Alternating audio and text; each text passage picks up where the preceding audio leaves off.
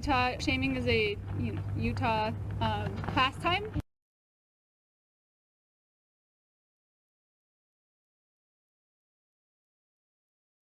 Travis Wingate, so, well, it turns out that the big announcement was just a flop. The Church of Jesus Christ of Latter-day Saints again played the NAACP for chumps. They're only giving $10 million for scholarships.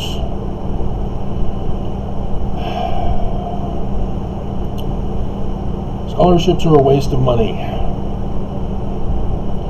And you may think, well, no, education's important. If it's the correct education. We have higher education that continues grade school level quality education, regurgitation. At the higher levels of education, you should be doing apprenticeships. You should be doing research. You should be doing theory development and testing in whatever field you're in. You should be doing actual hands-on application.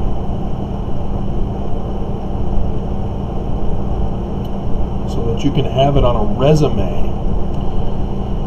So that when you graduate, you can get right into a job. Not having to work your way up because all you have is regurgitation knowledge.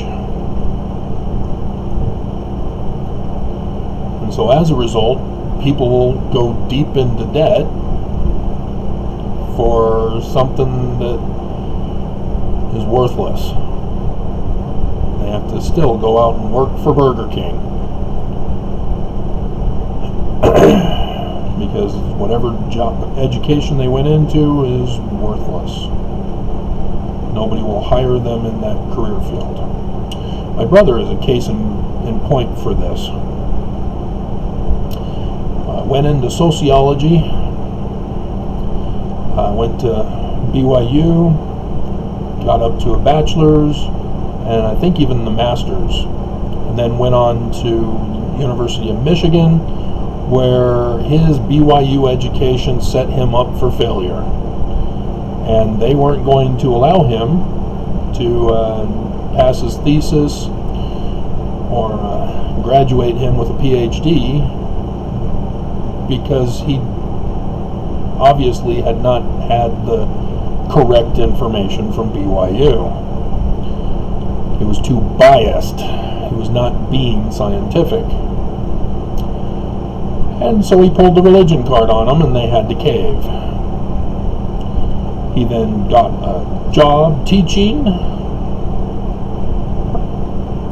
at BYU, and soon thereafter was working for the church records department.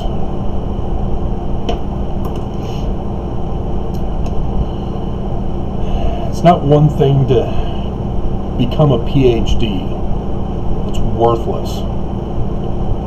You need to know how to learn. And so, after 150 years of racist treatment by the church,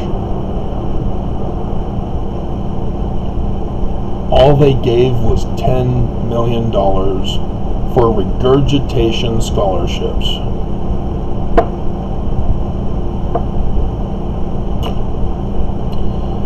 And, in case you're thinking, well, $10 million is a lot of money, though. Is it? For the church? Has the church learned their lesson now? Have they been sufficiently financially punished that they're going to stop their racist ways? So that the NAACP doesn't have to hover over the church to continually remind them about the need for sensitivity?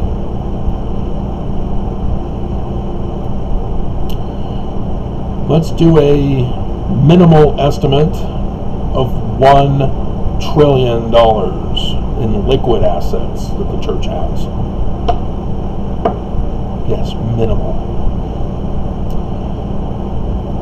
How much of a percentage is 10 million? How many point zeros do we need to go back? It's nothing to the church. It's a little slap on the wrist, like all big corporations do when they poison employees or poison neighborhoods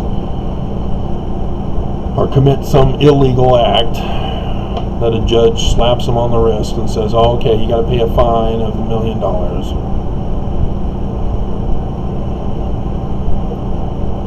You know, the tobacco industry.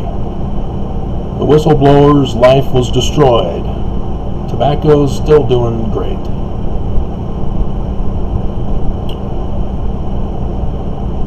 They paid hundreds of billions. That just shows you how tobacco dominated the field. They weren't punished. Not in the long run. But the whistleblower's life was destroyed.